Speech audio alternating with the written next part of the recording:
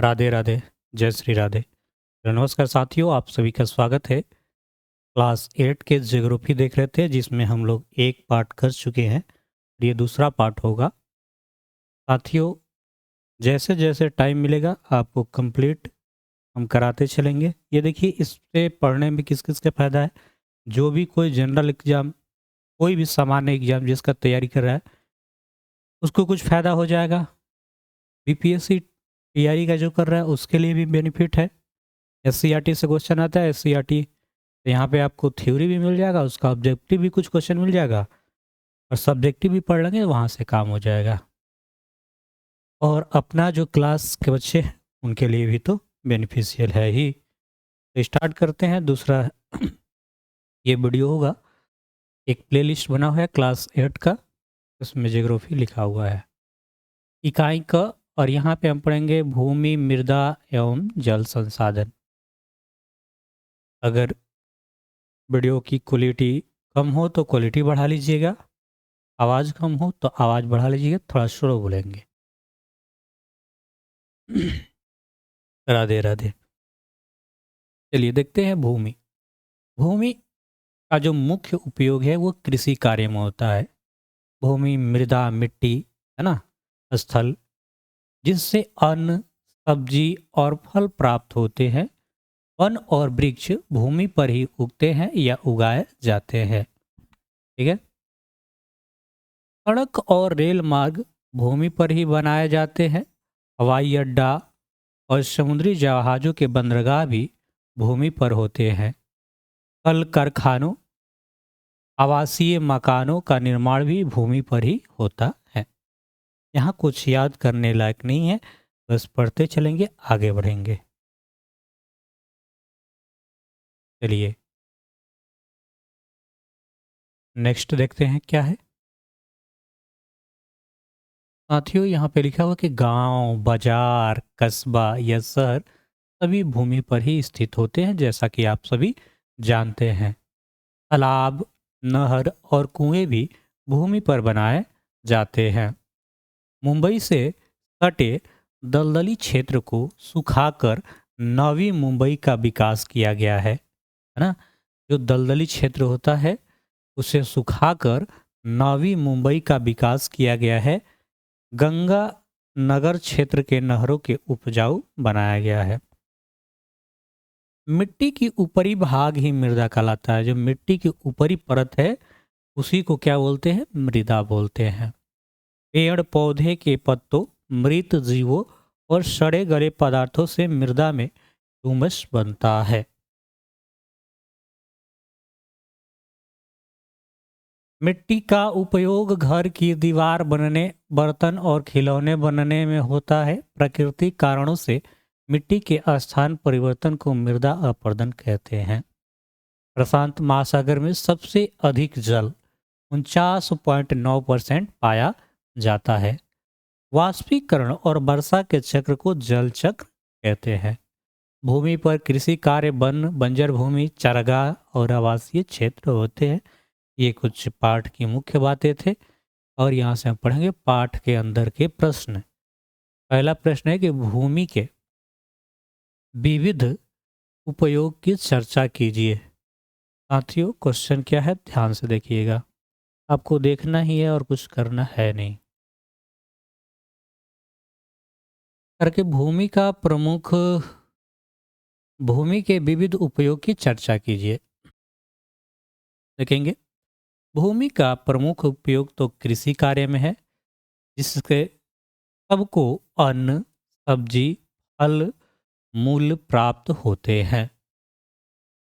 One और विभिन्न प्रकार के वृक्ष भूमि पर ही उगते हैं या उगाए जाते हैं। सड़क मार्ग हो या रेल मार्ग भूमि पर ही बनाए जाते हैं। हवाई जहाज उड़ते तो हवा में है, लेकिन हवाई अड्डा कहाँ होता है? भूमि पर ही होता है। यही हाल समुद्री जहाज़ों का है, जो चलते तो समुद्र पानी पर है, लेकिन इनके बंदरगाह जो होता है वो भूमि पर ही बनते हैं। कल कारखानों का निर्माण भी भूमि पर ही होता है। हाँ? आवास के लिए मकान भी भूमि पर बनाए जाते हैं। गांव हो या बाजार या कस्बे, चाहे शहर, नगर या महानगर, ये सब भूमि पर ही बसते हैं। तालाब, नहर, कुआं आदि भूमि पर ही बनते हैं और इस प्रकार हम कह सकते हैं कि सभी जीव, आदमी हो या पशु पक्षी, सभी का जीवन जमीन से जुड़ा हुआ है। और हम लोग भी कहाँ से जुड़े हैं? जमीन से ही जुड़े हुए हैं। ठीक है साथियों, बढ़ते हैं आगे। अगला प्रश्न, अगला प्रश्न क्या है?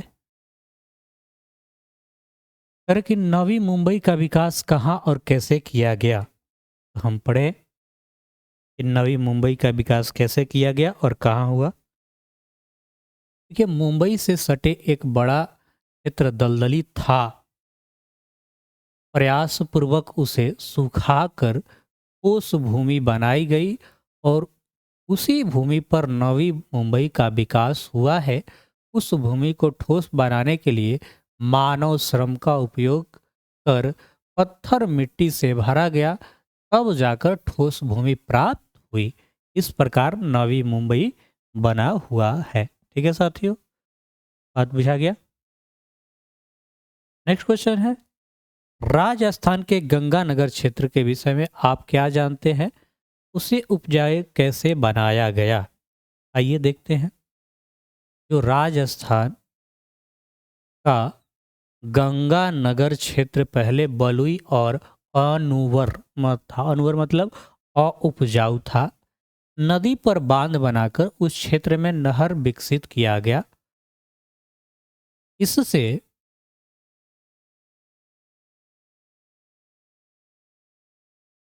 सिंचाई की सुविधा प्राप्त हो गई, है ना।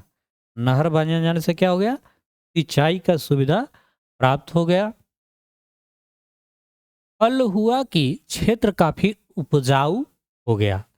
जब पानी उपलब्ध हो जाए तो कृषि करना आसान हो जाएगा। तो क्या हो गया? वहाँ की जो क्षेत्र था वो उपजाऊ हो गया। आज गंगानगर क्षेत्र भारत के प्रमुख कृषि क्षेत्र में गिने जाते हैं। एक समय था कि यहाँ पे क्या होता था? फसल नहीं होता था, खेती नहीं होता था।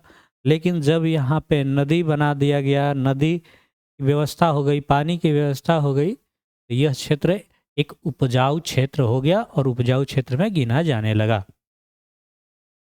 अगला प्रश्न है कि 4 नंबर की मिट्टी को ही मृदा संसाधन कहा जाता है, क्यों? यह सही है कि मिट्टी को ही मृदा संसाधन कहा जाता है, लेकिन सभी मिट्टी मृदा नहीं है। धरातल के कुछ सेंटीमीटर, है ना, यहाँ लिखेंगे अच्छा, कुछ सेंटीमीटर ऊपरी भाग को ही मृदा कहा जाता है, जितनी गहराई तक कृषि कार्य होता है। इस अर्थ में सभी मृदा मिट्टी तो है, लेकिन सभी मिट्टी मृदा नहीं है। मिट्टी के नीचे भाग को मिट्टी कहते हैं। मृदा के नीचे भाग को मिट्टी कहते हैं। कई बार ये बात आप सुनेंगे, humus. What is humus? Humus क्या है? तो पेड़ पौधे के पत्ते, मृत जंतुओं के शरीर, सड़े गले पदार्थ और उनके अवशेष मृदा में मिलकर ह्यूमस बनते हैं। ह्यूमस खास तौर पर मिट्टी के सबसे ऊपर के स्तर में पाए जाते हैं और इससे मृदा उपजाऊ बनती है। अगली प्रश्न देखेंगे।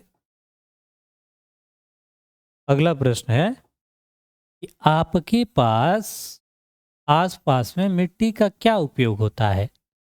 आपके पास आसपास में मिट्टी का क्या उपयोग होता है? तो कैसे लिखेंगे कि मेरे आसपास में मिट्टी के अन्य उपयोग है, जैसे घर की दीवार बनाना, ऊपर के लिए खपड़ा तथा नरिया बनाना। अब तो पता ना बच्चा खपड़ा के नरिया देखा है कि नहीं। हम लोग के ज़माने में हम लोग का घर, हमने वैसा घर देखा है मिट्टी का, जिसपे ये खपड़ा वाला घर, है ना। अब तो मुश्किल से 2-4 गिने चुने मिलेंगे गांव में, कहीं कहीं, या नहीं भी मिल पाएंगे। लेकिन देखे हैं हम कह सकते हैं कि उस ज़माने के हैं जहाँ मोबाइल नहीं था, और मोबाइल हमारे सामने आया, इंटरनेट आया, कपड़ा वाला घर भी देखे हैं, ये भी घर देखे हैं, मतलब बदलता दौर देखे हैं। मिट्टी के बर्तन, ये तो आप देखे हैं मिट्टी के बर्तन, जैसे घड़ा, सुराही, हांडी, ढकना और ढकनी, ईंटें बनाना तथा बच्चों के लिए खिलौना बनना, ये सारा मिट्टी का उपयोग आप लिख सकते हैं। और भी कुछ दिमाग में हो तो उसे भी आप लिख सकते हैं। नेक्स्ट क्वेश्चन है कि मृदा अपरदन क्या है? अपरदन मतलब होता है क्षय होना, उसका ह्रास होना। तो मृदा अपरदन क्या है? साथियों, आंधी, वर्षा, बाढ़ आदि प्राकृतिक कारणों से मृदा का स्थान परिवर्तन मृत अपरदन कहलाता है। कभी कभी मानवीय कारक भी कारण बनते हैं। थोड़ा धीरे बोल रहे हैं ना, मिजाज डाउन ही है। विभिन्न महासागरों में जल का वितरण दर्शाइए। ध्यान देंगे, विभिन्न महासागरों में जल का वितरण निम्नलिखित है। प्रशांत महासागर में सबसे ज़्यादा 49.9, अटलांटिक महासागर में 25.7, हिंद महासागर में 20.5 और आर्कटिक महासागर में 3 पॉइंट।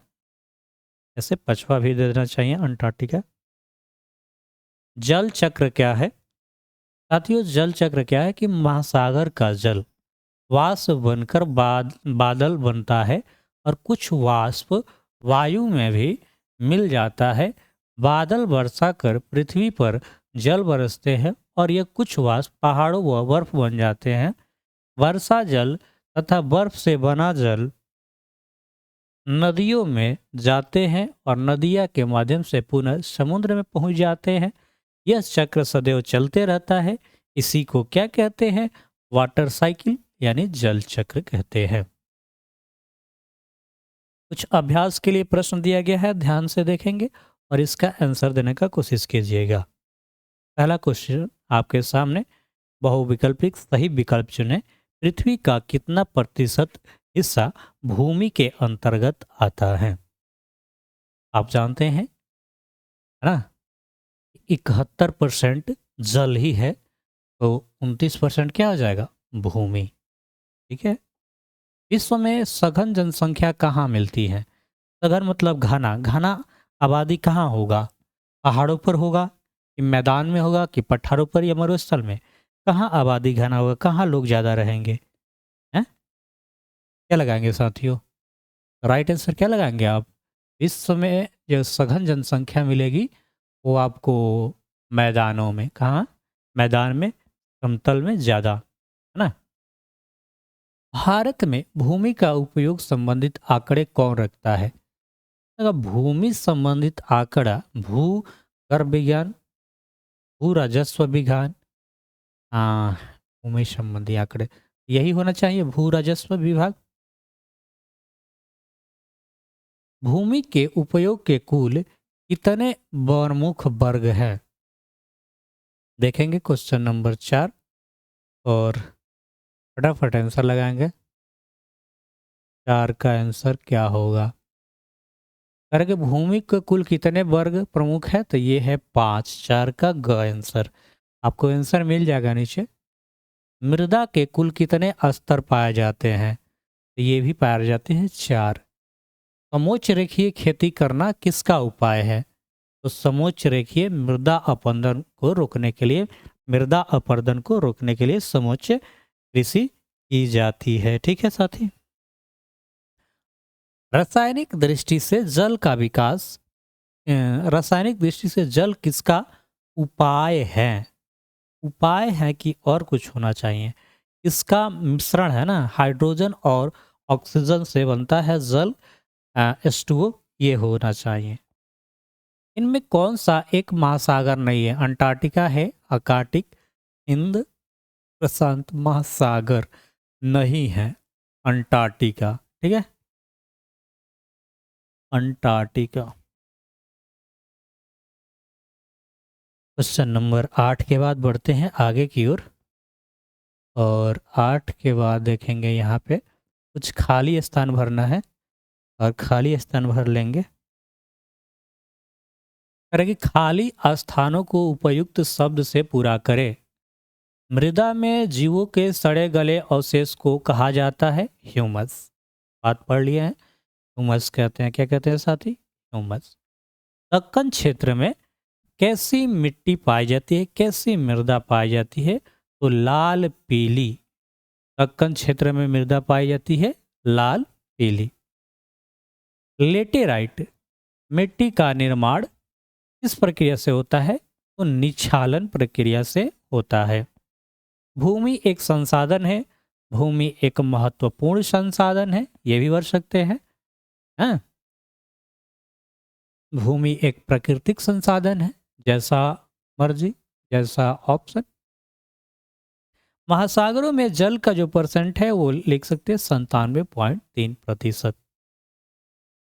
पढ़ते हैं नेक्स्ट क्वेश्चन पर। साथियों अगला है कि अधिकतम 50 शब्दों में उत्तर दीजिए। 50 शब्द में उत्तर लिखना है। भूमि के उपयोग से क्या समझते हैं? इसको देखने से क्या होगा, आपके लिखने की शक्ति बढ़ेगी, है ना। सोचने की शक्ति कि क्या लिखेंगे, कैसे लिखेंगे। कोई भी पेपर दे रहे हैं, हाँ, तो आपको बोलने लिखने की यहाँ से बहुत सारा वर्ड मिलेगा कि कैसे लिखा जाता है उत्तर। तो इसे आप ध्यान से देखेंगे। साथ ही बहुत सारे ऑब्जेक्टिव क्वेश्चन भी यहाँ से तैयार होते रहेंगे, देखेंगे ध्यान से। भूमि के उपयोग से क्या समझते हैं? तो भूमि के अनेक उपयोग है। भूमि पर कृषि कार्य होते हैं, इससे हमें अन्न और सब्जियां प्राप्त होती है। बाग बगीचे भूमि पर ही लगाए जाते हैं, जिनसे हमें फल मिलते हैं। मकान, गांव नगर, तालाब नहर, कुआं और चापाकल, सड़क मार्ग, रेल मार्ग, पाइपलाइन मार्ग, कारखाने, विद्यालय और खेलों का मैदान भूमि पर ही बनते हैं।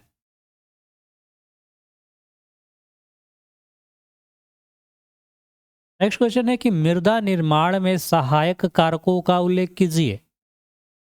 मृदा निर्माण में स्थान विशेष में उपस्थित मौलिक चट्टान, क्षेत्र की जलवायु, वनस्पति, सूक्ष्म जीवाणु, क्षेत्र की ऊंचाई, ढाल तथा समय का योगदान होता है। सर्वप्रथम चट्टानें टूटती है। टूटे हुए कण और महीन होने की प्रक्रिया अनवरत चलती रहती है, मतलब हमेशा सदा चलती रहती है। लाखों लाख वर्ष बाद चट्टानी टुकड़े, हाँ, भौतिक, रासायनिक एवं जैविक ऋतु क्षरण आदि के फलस्वरूप महीन कणों में बदल जाते हैं, जिनसे मृदा का निर्माण होता है। बहुत समय लगता है मृदा के निर्माण होने में।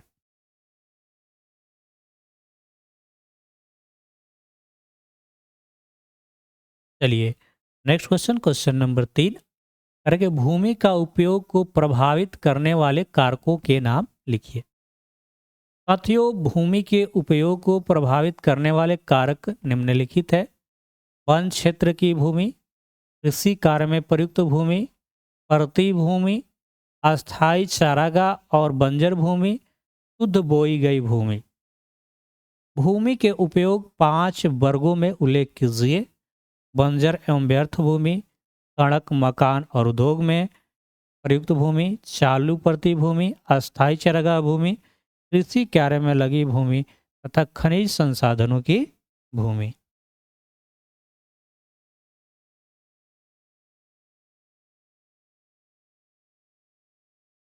करके निम्नलिखित प्रश्नों को उत्तर दे अधिकतम 200 शब्दों में। प्रश्न क्या है, ध्यान से देखिएगा। प्रश्न जो है ये यही थंबनेल ले लीजिएगा। तो भूमि का उपयोग क्या है? भूमि के उपयोग में विभिन्न वर्गों को विस्तार पूर्वक वर्णन कीजिए। आइए करते हैं। कृषि कार्य करना, बाग बगीचे लगाना, गांव व शहर बसाना, तालाब नहर और कुएं खुदवाना, सड़क, रेल, पाइपलाइन, कारखाने आदि लगाना कार्य को भूमि उपयोग कहते हैं। ठीक है साथियों। वन क्षेत्र की भूमि, वन क्षेत्र की भूमि तो वन भूमि पर ही उगते हैं और प्राकृतिक रूप से उगते और बढ़ते और फैलते फूलते हैं। जिस क्षेत्र की भूमि पर जितने ही अधिक वन होते हैं वहाँ की जलवायु उतनी ही अनुकूल होती है। दूसरा है कृषि कार्य में उपयुक्त भूमि। कृषि कार्य भूमि पर ही किए जाते हैं। ऐसा नहीं है कि सभी अन्न सब्जी भूमि पर उग सकते और कहीं की भूमि चावल के लिए उपयुक्त तो कहीं की गेहूं के लिए उपयुक्त। अरहर, मूसर, मूंग, उड़द आदि सभी सर्वत्र नहीं उपज पाते। गन्ना, कपास के लिए भूमि अलग प्रकार की होती है। नेक्स्ट है परती भूमि। क्या है? परती भूमि। गांवों में कुछ न कुछ परती भूमि होती है। शहरों में परती के स्थान पर बड़े बड़े मैदान होते हैं। गांव की परती भूमि चारागाह तथा बच्चों के खेलने कूदने का काम आती है। अन्य कृषि अयोग्य भूमि। कुछ गांव में अस्थायी चारागाह होता है जहां गांव के लोग गाय, भैंस तथा भेड़ बकरी चराते हैं। इसी कोटि के कुछ बंजर भूमि है जिनसे 4-5 वर्षों पर कभी कभार एक फसल उगाई जा सकती है। नेक्स्ट देखेंगे। क्वेश्चन है मृदा का निर्माण प्रक्रिया को स्पष्ट कीजिए। मृदा निर्माण में स्थानीय मौलिक चट्टान, उस क्षेत्र की जलवायु, वनस्पति, सूक्ष्म जीवाणु, क्षेत्र की ऊंचाई, वहाँ की ढाल तथा वर्षा के परिणाम पर निर्भर है। सबसे पहले मौलिक चट्टानें टूटती है। टूटे हुए कणों के और महीन होने की प्रक्रिया सदा चलती रहती है। हजारों लाखों वर्षों के बाद वह चट्टान टुकड़ा भौतिक या रासायनिक और जैविक ऋतु क्षरण से महीन कणों में बदल जाता है जो मृदा कहलाता है। सामान्यतः 1 से 4 सेंटीमीटर ऊपरी मोटी तह को मृदा कहते हैं। एक बात ध्यान रखने योग्य है कि सभी मृदा मिट्टी है किंतु सभी मिट्टी मृदा नहीं। मृदा केवल उसी भाग को कहते हैं जिनमें कृषि कार्य होते हैं। मृदा के बनने में हजारों वर्ष लग जाते हैं। मृदा निर्माण को 2 भागों में बांटा गया है, एक जैविक और रासायनिक ऋतु क्षरण से तथा दूसरा भौतिक ऋतु क्षरण से। इस तरह मिट्टी के बारे में आप लिखिए। दूसरा है जैविक एवं रासायनिक। पहला है जैविक एवं रासायनिक ऋतु क्षरण। पेड़ पौधे, जीव जंतुओं, मानवीय प्रक्रियाओं तथा वर्षा जल के बहने वाली प्रक्रिया से चट्टानें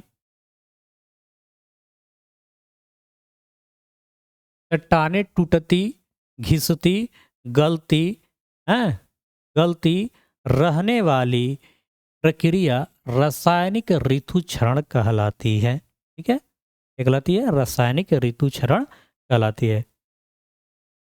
ठीक है, आगे देखते हैं। भौतिक ऋतु क्षरण। तापमान का बढ़ना, घटना, तुषार की क्रिया तथा चट्टानी परतों में फैलना सिकुड़ने से चट्टानों का टूटना भौतिक ऋतु क्षरण कहलाता है।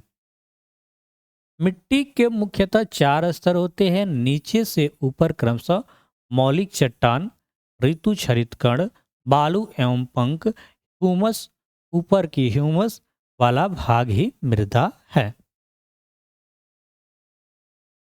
क्वेश्चन नंबर 3 है कि अपरदन के कारकों का उल्लेख करें और इसके बचाव हेतु उपयुक्त सुझाव दीजिए। मृदा अपरदन के 3 कारक हैं। पहला वर्षा जल, पवन तथा नदियां।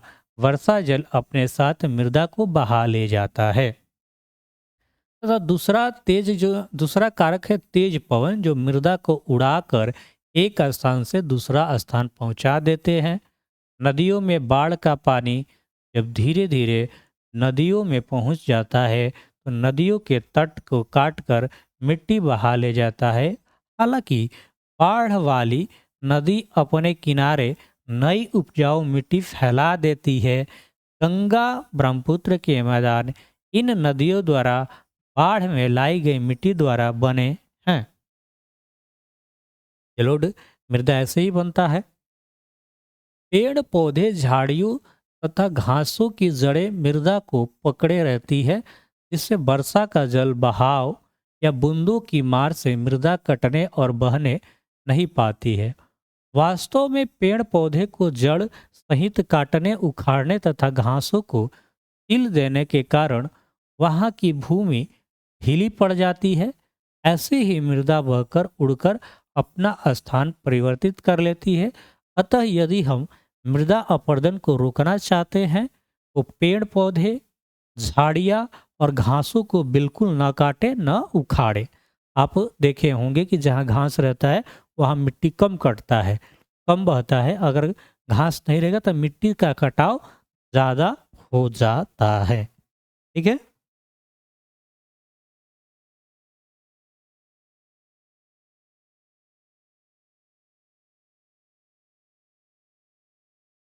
इसके अलावा पशुचरण, इसके अलावा पशुचरण, आकस्मिक तेज वर्षा, तेज पवन, अवैज्ञानिक कृषि पद्धति भी मृदा अपरदन के कारक बनते हैं।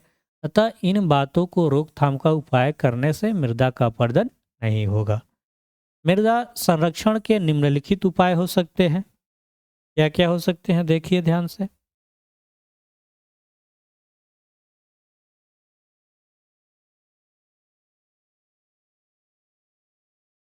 पहला, पर्वतीय क्षेत्रों में समोच्च रेखीय खेतों की जुताई की जाए। समोच्च कृषि है ना, जो सीढ़ी नुमा होता है, समोच्च कृषि। पर्वतीय ढलानों पर वृक्षारोपण किया जाए।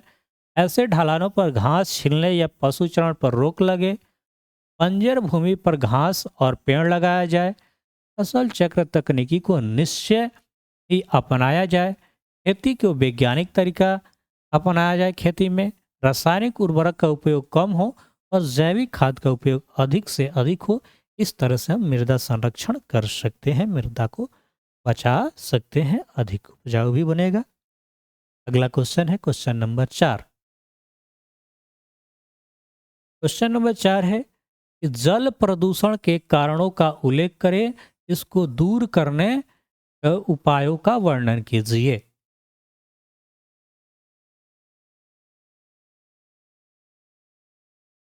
इसको हम दूसरा पार्ट में कर दे रहे हैं थोड़ा सा। राधे राधे। अगला पार्ट में कर देंगे।